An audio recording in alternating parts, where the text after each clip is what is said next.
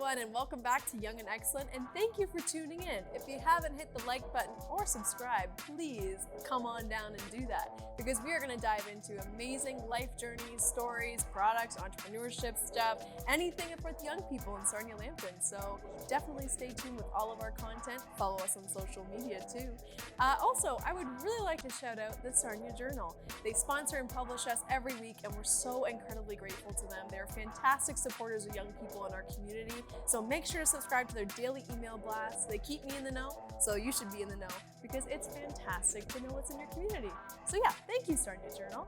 And today's guest is Joanne, one of my favorite humans in Sarnia, where she discussed her business, how to be trauma-informed, and not only do we just hit it off with a lot of deep things, she also has so much joy. So I really hope you enjoyed the conversation we have and you learned something, because I definitely did. I'm traumatized.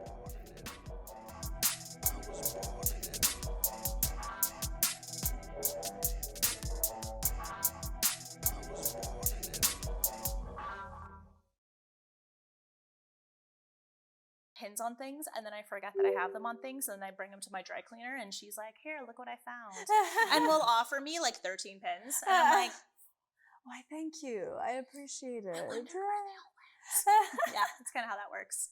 Hey, It's honestly, fantastic. that sounds like me though. Oh yeah. Except I don't have a dry cleaner. He's my dry cleaner. So I'm a very big fan of working smarter, not harder. Yeah, see, I want to do that. Yeah. One day. Well, one of the things that I decided that I hated doing was laundry. And laundry, because my ADHD, hated it, because I would literally just paralysis. Yeah. Because I had to wait. Oh my God. I had to wait. Oh Because my I had to God. wash, then I had to dry, then I had to fold. Oh, it's too much. Too much. Yeah. Too many steps. Too many. And so what I ended up doing was I found a laundromat on London Road. Yeah. It's $12 to wash, dry, and fold. And fold? Yep, and fold. $12? So, and like I'm talking like full load laundry. So every Wednesday I bring my laundry to them, and every Wednesday evening I pick up my laundry and I have laundry done. All I have to do is put it away. Okay, we're doing that. You owe me $12. I don't owe you nothing. Sorry. Yeah. Oh my God, we have to start doing that. Yeah, it's London Road laundry. $12 wash, when I have fold. kids, that's where we're going. Like I will not mess around with that. Yeah. Like, oh my God, because I just, yeah, it's honestly, putting it in the washer, not that wild. No, not that but it's wild. the rest of it. It's the rest of it. It's the As rest soon of as it. all the other steps that follow that action, I want I'm nothing out. to do Yeah, with. same. Yeah. Like I will organize the shit out of laundry. Oh yeah, But organizing's then fun. To do it, I have to wait, and then my paralysis kicks in, and I just sit down and I watch like 6 hours of Criminal Minds. Yeah. Because I can't do anything else while I'm waiting. Oh, and I'll leave like my stuff in the washer by accident Yep, because I'll get same. too preoccupied with something and then I'll forget it's there. And then suddenly my mom's like, "Can you clear the washer? It's been like 2 days." And I'm like, "Well, now it has to be redone." Joke's on you. Joke's on you. It's gonna stay there. It. Yeah. Yep. I now need to add more vinegar though because of mold. Yeah. Yeah. Oh wow. I Mhm. relate to you so hardcore on that. It's great. Wow. Okay. I've learned to embrace my ADHD quirks. I was at a conference on the weekend, and I picked up the silverware and I immediately dropped it because my hands hated the way they felt. Yeah. I was disgusted with how it felt. And so I was like, well, how am I supposed to eat? I can't pick up the fork. And so my friend was like, "Oh, just wrap a napkin around it." And I was like, "Oh." So I took a napkin, wrapped it around the fork. I could pick up the fork. I ate. But like, I've just learned to embrace the quirkiness that comes with my ADHD and just kind of ran with it and hope for the best. Yeah. See, I haven't been officially tested for ADHD yet, but I've been told by multiple sources that I have it. It's a fun game to play. Yeah. And so I've been trying to like get myself to like go to the doctor and get a diagnosis and all that kind of fun stuff. It's also difficult though. It's very difficult. I will say, as a female, like as a female presenting human, it will be very difficult because what they'll do is they'll give you like a little sheet of paper and you have to like fill out the sheet. But most female presenting humans have created coping mechanisms. So for example, they're like, "Oh, you're always late." And I said, "No, I'm always on time." Want to know why?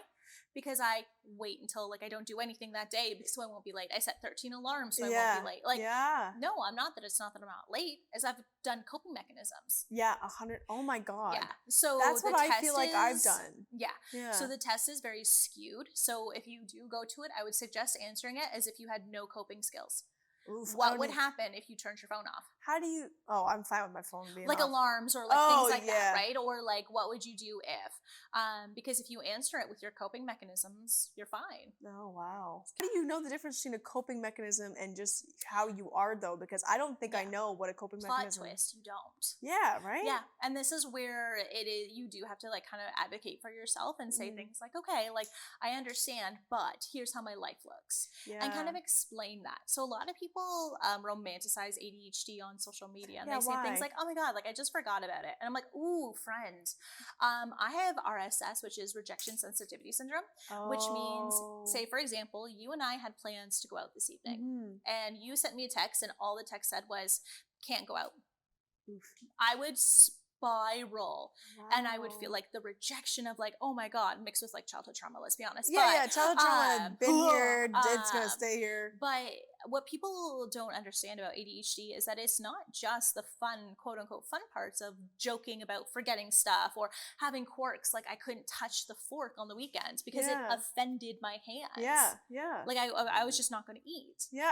Well, I would just use my hands. So like, nope, too many textures. Good for you for being better than me. Too many textures. I couldn't do it. And so a lot of times is you have to advocate for yourself and clarify how your day is and how your life is and the ways that it is impacted. And this is for any type of health concern. Ways that it's impacted your day to day, because what doctors want to hear is how it's impacted you.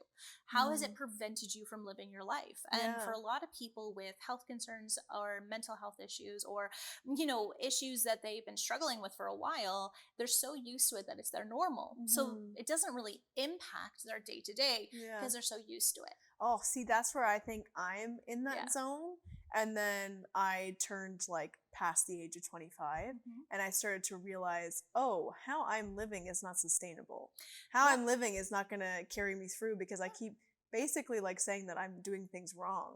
And so I keep trying to be normal.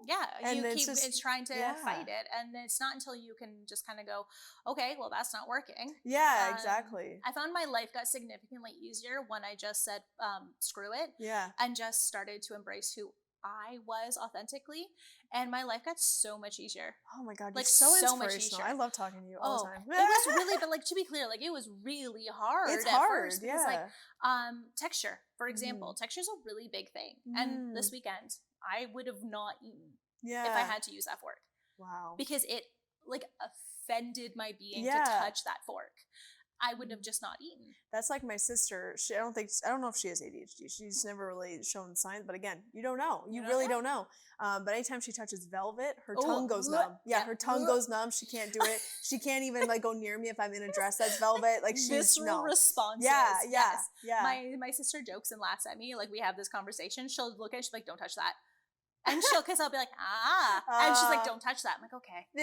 Because she knows what would offend my That's kind being. Of sweet, though. Oh, she's so funny. Except when she does on purpose. She'll be like, here, pick this up. And I'm like, oh God, why would you do that? Just like, for a reaction.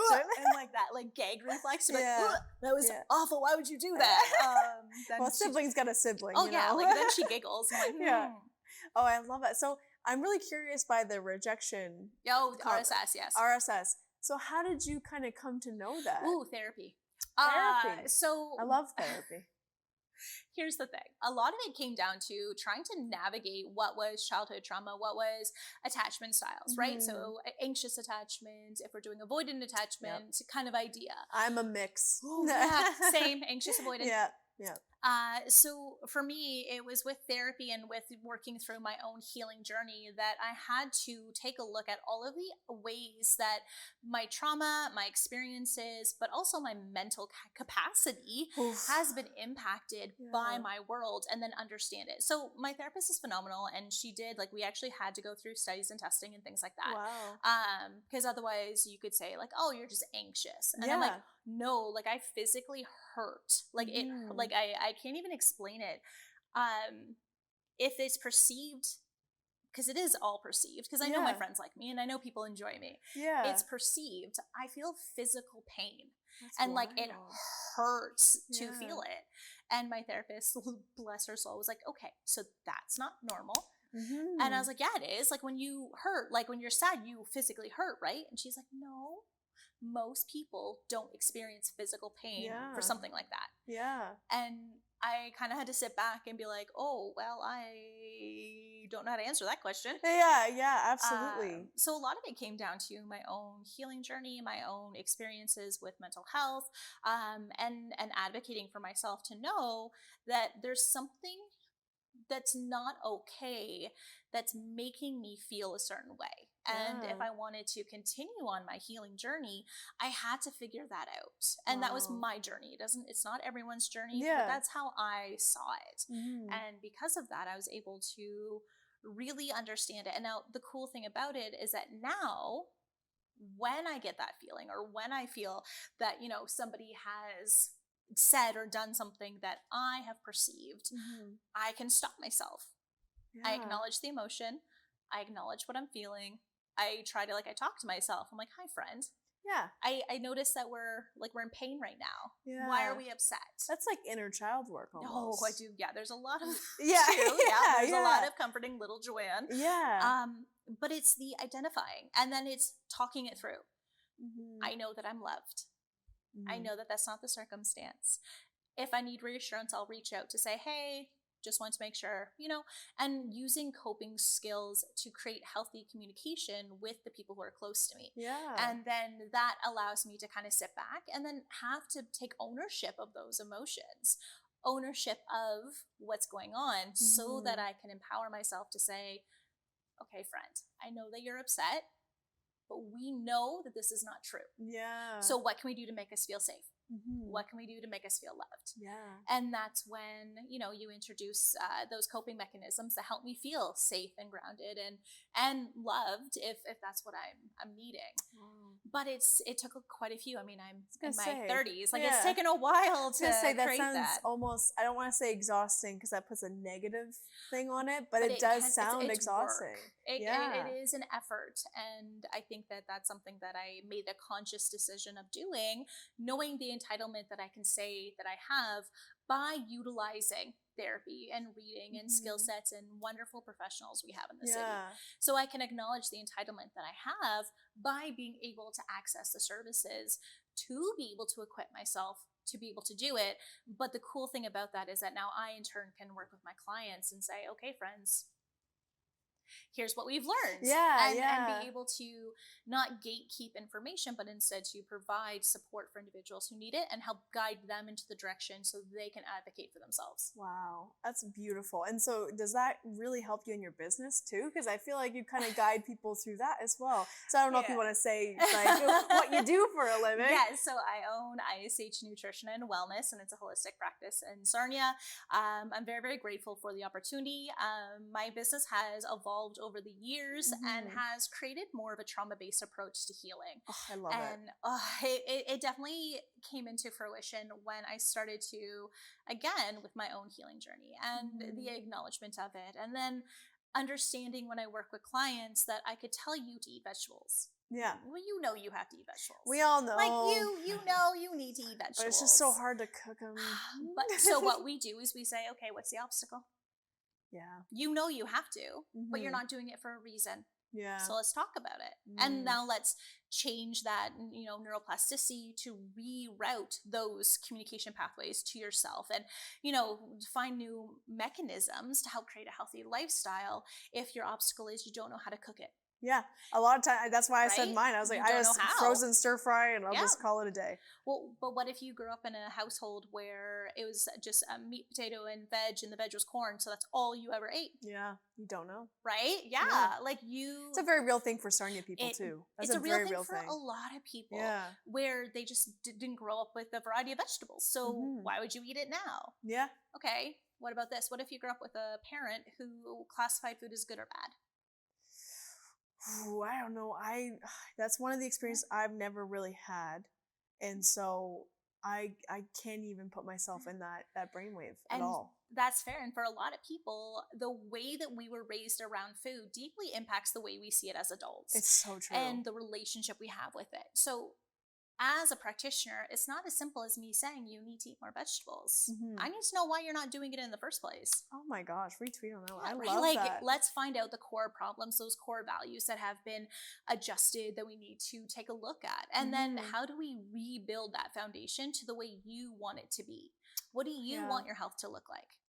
Oh God, I have so many answers for that. But no, I love that though. I really, really do, because I feel like a lot of times you get out of high school and then you're told you're an adult now. You're an adult. You and then it's like everything that happened the first 18 years of your life, even first 25 years of your life, is out the window. It doesn't exist. It's gone. And then suddenly you're like in your mid-20s and you can't keep a healthy relationship. You can't have a healthy like working environment. You can't keep a job. Don't know how to spend money. You feel like your health has gone to shit. You're like, it's just, there's so many things that I feel like really stems from our childhood. And to clarify, like you could even have a phenomenal childhood, but still struggle with these issues for a numerous amount of reasons. But for a lot of people, we have trauma that we just choose not to acknowledge. So the biggest thing I hear with clients is, yeah, but like everyone has that. Or, oh yeah, but it's not that big of a deal. So here's my question for you. If you ever say something like, well, it's not that big of a deal.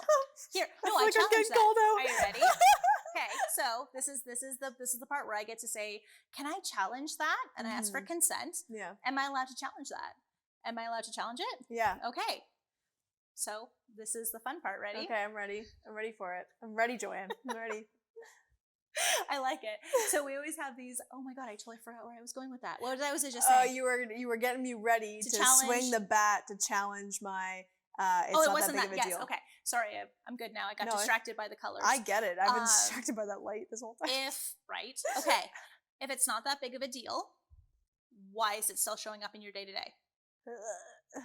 And I mean, like, realistically, like we have to ask ourselves that because we say things like that all the time. Yeah, we do. Well, it's not that big of a deal. Oh, well, it's really not that important. Oh, you know what? I'll just get over it. Okay, disrespectfully, how is that going? It's a time. Yeah, I feel like I've been praised for my resiliency. Ooh, how do you feel about that word? Oh, I love the word resiliency. Okay. It gives me a lot of pride, and I feel like it's an important aspect to humanity. But now I've gotten to an age where I start to realize, have I gone too far into resiliency that I'm ignoring myself now? So resilience is a word that we use a lot of times. Like, oh my God, you're so resilient. Like you can do everything. What that actually causes is hyperindependence. Okay. And this is a common thing. Hyperindependence comes from having to always feel like you do. So you might have emotionally unavailable parents. You might have learned your core attachment as a child, or your love map might have been compromised in some way. Something might have happened that you chose to invert your emotions instead of, feeling safe to communicate those. To say the word resilience is a very beautiful word, but it also has a lot of negative connotations for a lot of people who have survived in traumatic events or traumatic to them, because it does create a sense of hyperindependence. I can do anything. I can get through this. Yeah. And the one thing I like to say is just because you can doesn't mean you should, or doesn't mean you have to. Yeah. Oh, the have to is a big one. It doesn't mean you have to. And that's where that hyperindependence kicks in. And I'm talking about myself here. Yeah. I am a very firm believer that I can do anything. And because I can. I can. Yeah. But that doesn't mean I have to. And it doesn't mean that I should think that I need to. I love that. And that's where community comes in. Yes. 100%. That's where, asking for help and being okay and comfortable or scared crapless and still doing it. Yeah. Because just because you can do it, it doesn't mean you should have to. Yeah. Oh, I love that. Just because I feel like I sometimes put myself in that position that I have to do something because it's my responsibility, it's my duty. And I don't think I'm at a place yet in my life where I can fully drop that, to be honest, just because that's like the biggest part of my ego that I'm still trying to let go. Because that's a very ego-driven thing for me, is that like I am resilient. Is it safety? No. It is not safety. Like, and that's the thing where it's like a lot of times we say it's ego driven. Yeah. Okay, but where's ego coming from? And you don't have to answer, like, obviously communication, safety, and making sure that we have that consent. I'm a very play. open book. So yeah, I try to be. It. I shouldn't say that. Some people are like, that bitch is not open. But it depends on who's reading. Yeah, it depends on who I'm talking to. This is it. Depends on who's reading the book. Yeah, exactly. Yeah. Exactly. But sorry, what was your question? No, I apologize because I cut you off. You're explaining that, like, it's very ego driven. Yeah. And a lot of times, though, ego is there because of base emotions. So fear is the biggest one. So again, it's about changing the narrative. Is it ego or is it protection? Is ego coming in for protection? Oof, I always say it does. I'm always the firm believer that whenever my ego pops up, that means I don't feel safe. And that's just something I've always connected to. Yeah. Just because when I was growing up, I was very much a multitasker, still am. Do sports, do art, do good in school. You do a lot. I love it. I love it so much. You can see it's your passion. Well, thank you. Yes, doing the most all the time is my passion. But whenever I'm in a space where I feel judged, it's like I have to prove that I am the best, or else I am in danger. And that's where my ego just like comes to protect me, and I'll get angry. And I don't like that part of myself, but I will get angry. But it's serving a purpose because it's protecting you. Yeah. And so a lot of people don't like to sit in those feelings. I had someone ask me the other day, they're like, okay, well, what do I do? Like, I don't want to do that. Oh, it was for journaling prompts. And she goes, well, I didn't want to do that one. I thought it was stupid. And I said, oh, honey, if you thought it was stupid, you just would have done it. That's and so she just looked at me, and I was like, I'm just saying, if you thought it was stupid, you would have done it. You just would have been like, oh, this is dumb, whatever. Yeah. And writ it. I said, but wrote it. It's fine. It's fine. English is great. But you didn't. Yeah. So obviously you didn't think it was stupid. Obviously something came up. Yeah. So I encourage you to go back to that question, because something came up in that question that triggered your defense mechanism, which I respect, and I'm not going to push on it. No. But I'm going to let you push when you're ready. Yeah. Oh, I love that. And this is where we go back to the trauma. If it doesn't impact you anymore, if it doesn't bother you anymore, it's not a big deal. If it's not a big deal, then it shouldn't bother you. Oh man, I feel that's so hard, because I do try to put on a front that I'm like too cool for school, and a lot of times I definitely am. Nick's laughing at me. I was gonna say, like, to be fair, you are very cool. Oh well, thank you. You're very cool. I try my best, but I guess my I'm too cool for school personality comes out when I see a status quo. I don't want to be a part of it, because there's something in there that's triggering for me to be a part of the status quo. So I'd rather be the black sheep, the outsider, the one that's like, I don't need to do that. I'm good. And so I can sometimes have an arrogant attitude that comes across, because I'm like, not for me. And I'll walk away. Yeah. I did that a lot in university. So much so. Oh my gosh. But it is very, very interesting that you say that, because if I really truly didn't care, then why do I hold on to it? There's a reason. Yeah, absolutely. And I think that reason is beautiful. A lot of us are afraid of our trauma, afraid of our stress, and validly so. There's a lot of years of my life where I chose not to acknowledge my trauma, because it was easier to stuff it down. So easy. It's like, well, I'm going to be an adult one day, so it's fine. It's fine. Like, everything's going to be okay. I'll get a job. Everything's going to be fine. I'll have a family, and my kids will distract me. It'll be awesome. Everything is fine. Yeah. And I was that person who did. And I always use this example of the garbage can in your kitchen, right? So if you have a garbage can in your kitchen and you have a dinner party and that garbage bag goes full, well, you can take it out, or in a day or two, it's going to smell. Yeah.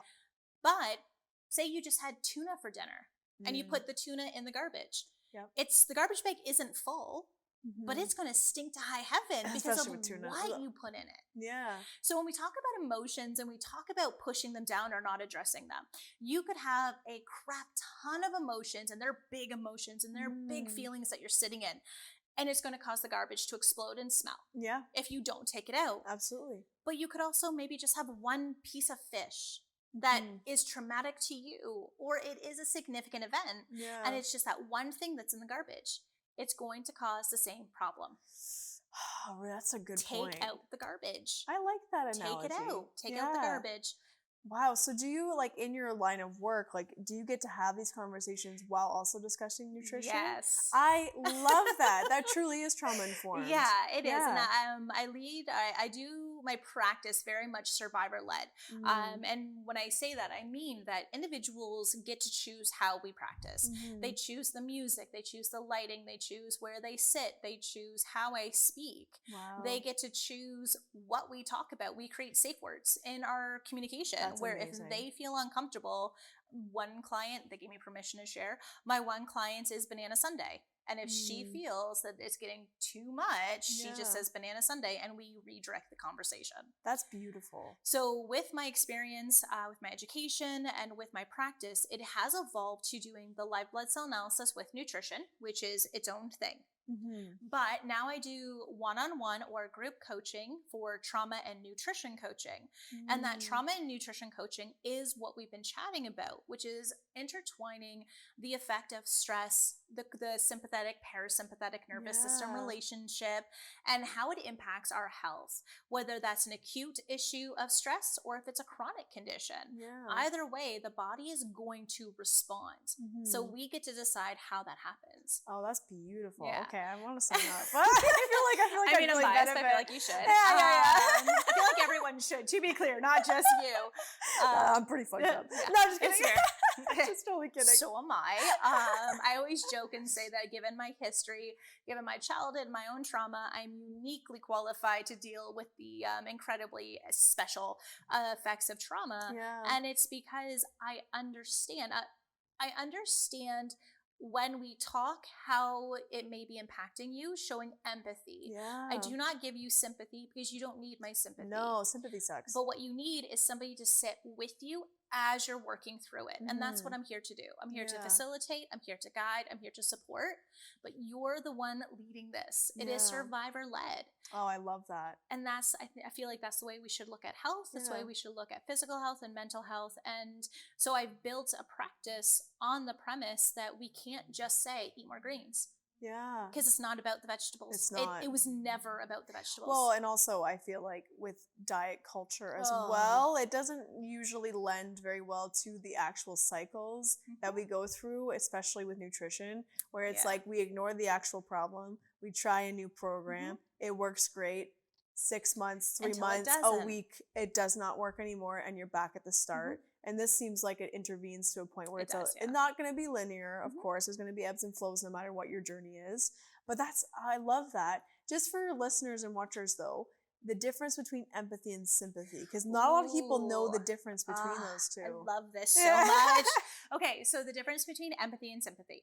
I once had a psych teacher say, if you can find the saying in a Hallmark card, don't say it. That's sympathy. If you can find it on a Hallmark card, don't say it to someone in pain. I agree. So here's a really great example. Are you comfortable if I use you? Absolutely. Okay. Absolutely. So say your hamster just died. Oh. Okay. Sympathy would be, oh, I'm so sorry that your hamster died, but at least you got to love him the time that you had him. That would annoy me. Well, it would annoy most people, Yeah. right? Because you're silver lining their pain. Empathy is, hey, I heard that your hamster died. I'm really sorry. Is there anything I can do? Yeah. There's a difference between telling somebody that you're sorry, which is always a good thing, like if you feel that way. Yeah. But sympathy kind of creates this idea that you're above the person, that you're trying to make them feel better. Yes. And the person who's in pain doesn't need you to make them feel better. Yeah. They need you to sit with them, however that looks like, to embrace what's happening. So empathy creates connection. Empathy creates strength and bonding, and it creates trust. Sympathy breaks that. Yeah, now, absolutely. to be clear, sympathy is still a wonderful thing. And it's a very human thing. It's a beautiful human thing. But if you really want to connect to somebody who is going through something that may be one of the most traumatic or emotional experiences of their world, a very good example is breakups. Oof. Right? We always do the same thing. Oh, I never liked him anyway, or I thought she was this, or hearing that. Oh, well,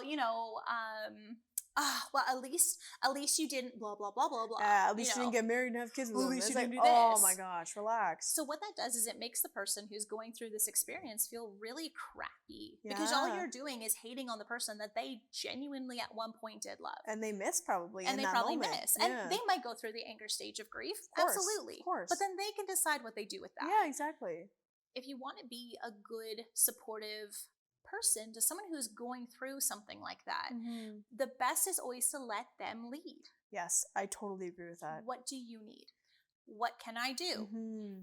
Do you want some like, do you want me to sit with? Do you want, what do you want? Yeah. And if they're in a position where they don't know, sit with them. Yeah. Make them a tea.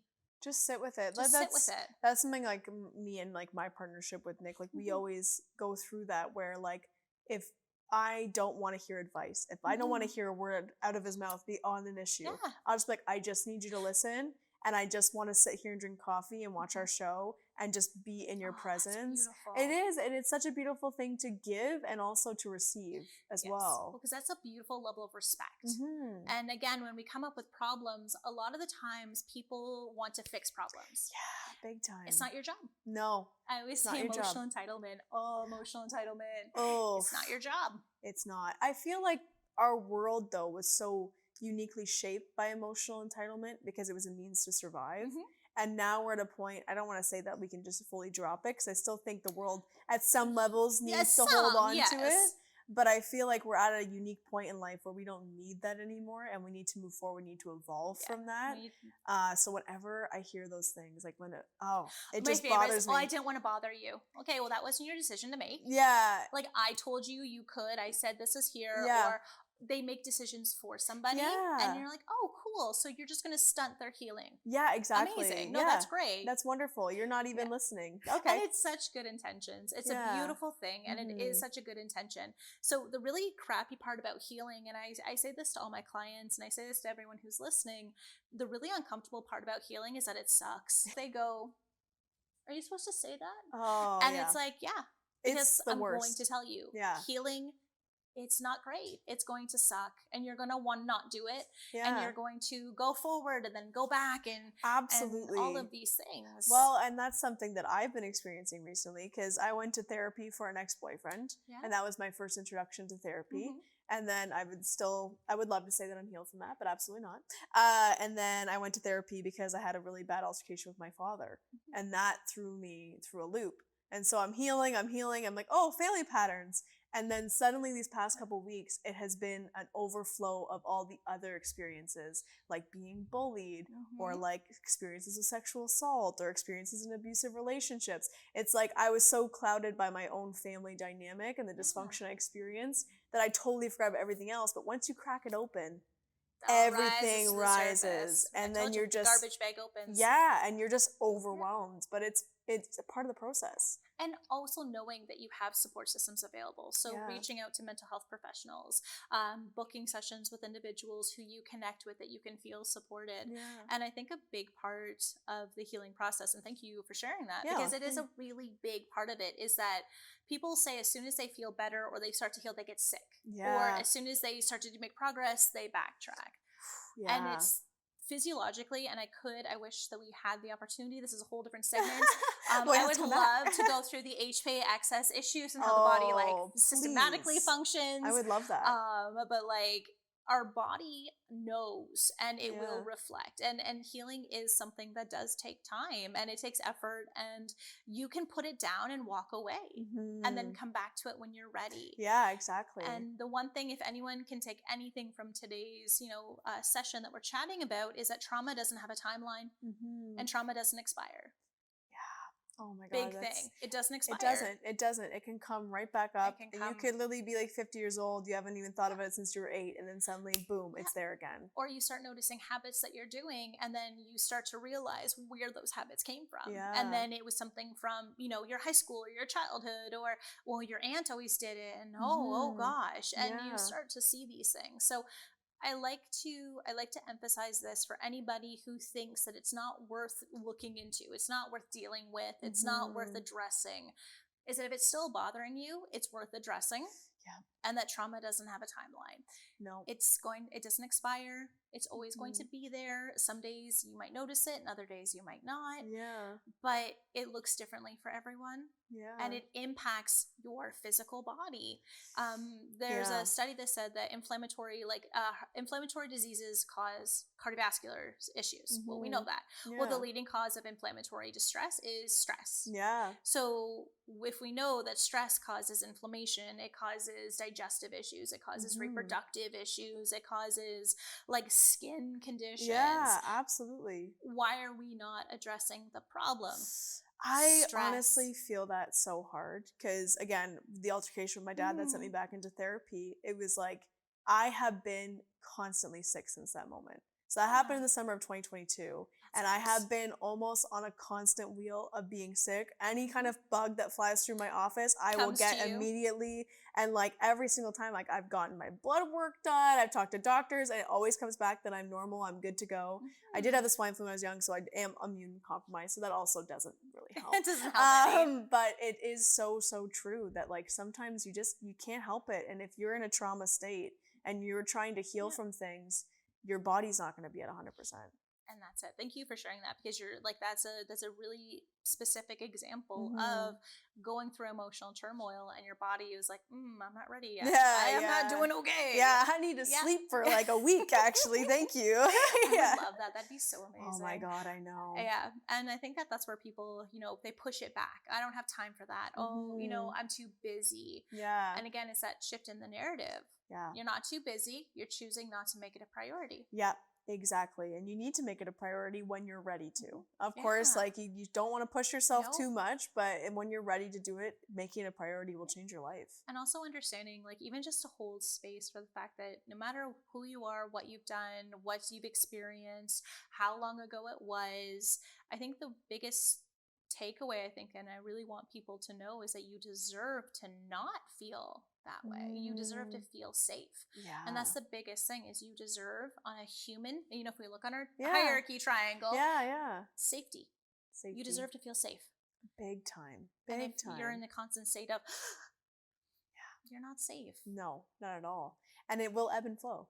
Sometimes you will, sometimes you won't. And that's okay. And that's part of the process. And then learning, what does that mean? What does that look like? Who are those people? How can you do that? So the one thing I like, and I'm very thankful with my practice, is that I have the ability to talk with clients, but also I do public speaking engagements. So to go into the public and, have these conversations and have these tough discussions with individuals to talk about trauma, talk about, my own experiences and what makes me uniquely qualified outside of my schooling to be able to have these conversations with people.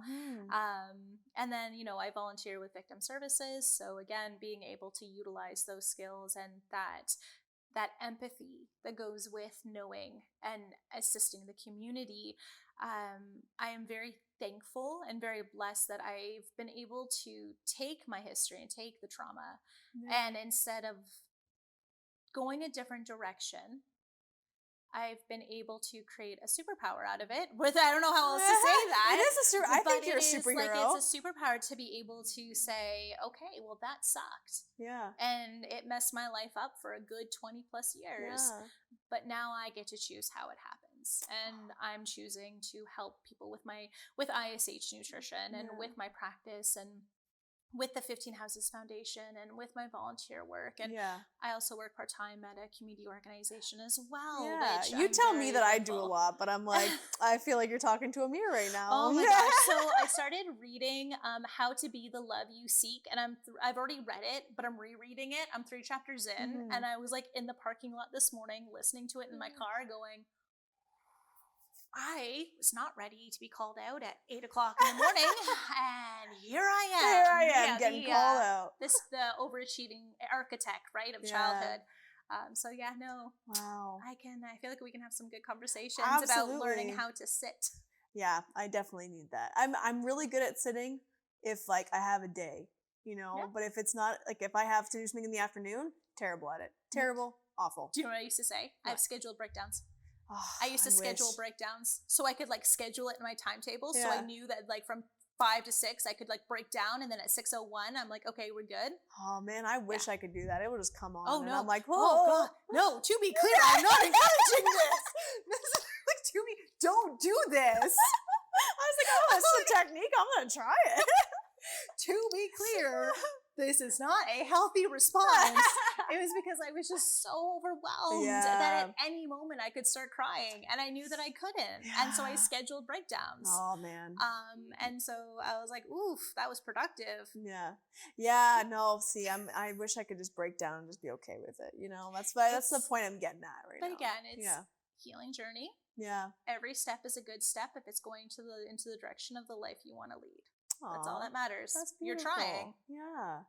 Well, I really appreciated this conversation, Joanne. I really, really love it. I like how we had to ask. We're like, is it going? Is it rolling? Is it going? We're just like chatting. Like, we're just having a good time. Like, I love seeing you whenever I get to like actually sit down and like talk to you. And I know at the poetry night we didn't really get to chat too much. It's because you were doing such a great job, like facilitating it and also performing in it. Let's be honest. It was fun. You're welcome for this uncomfortable interaction of complimenting you. Oh no, I know I'm terrible at taking compliments. I'm awful at it, so I appreciate it. No, I can appreciate that. I understand it, but you did a really great job. Thank you. And you know, being able to have the opportunity to be here and to chat and to maybe have a conversation about some stuff that maybe we don't really want to talk about sometimes.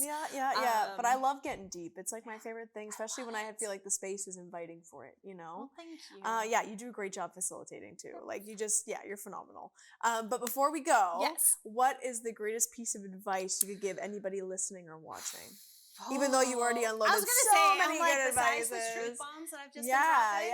Besides what you said already, what else? The greatest piece of advice I could give someone. Oh man. Oh, it's a tough question. That is thank you. That actually, like, that's a very tough question. Speaking from my own experience and my own life, I would say that the greatest piece of advice I could give someone is to, and I'm going to steal this from Instagram, so don't worry about it, is to be okay with being the villain in somebody else's story. Be okay with it. Oh my God. It's so hard sometimes. It's so hard because as a community, we want to be liked. We want to be appreciated and respected, and we want people to enjoy us. Yeah. But if I can give advice, it would be just be okay knowing that somebody somewhere doesn't like you or doesn't like the choices or you were the perpetuator of something. And that's okay. I always say that trying to be a good person is actually not being a good person. Because if you're trying to be a good person, you're not being authentic. And I believe in the balance of the universe, and I believe in that hardcore, that sometimes you are put in the villain role, even though you're doing the right thing, it's not going to come across like that. Like, especially when we talk about boundaries. We talk about, you know, how we make choices for ourselves and we advocate for ourselves. Absolutely. There's going to be people that don't like it. So I think the greatest thing I would say is to be okay knowing that you will be the villain, and that's okay. It has nothing to do with you. Everybody has their own perspective and their own story to read and their own story to tell. And the way they perceive and receive things. It's two different things. So be okay. Be okay knowing that there's going to be people who don't like you or who say, oh, well, they're doing this. Well, let them. That's why I'm just like, if that's your opinion of me, that's fine, man. And like, it's totally okay. I'm sitting pretty. And that's just it, right? Because if it didn't bother you, it wouldn't worry you. So exactly. Just be okay with being the villain, and just do what you need to do because it's your life. You get to decide. Thank you so much. I feel like this has been so insightful. Like, thank you. I mean, and if you want more truth bombs, you can find me on social media. Yes, please. And it's all under ISH Nutrition. As I mentioned earlier, I do also facilitate group meditations, guided meditations, speaking engagements, and teaching. So if anybody is interested, I'd be more than happy to come out and talk. Just let me know what you want to know.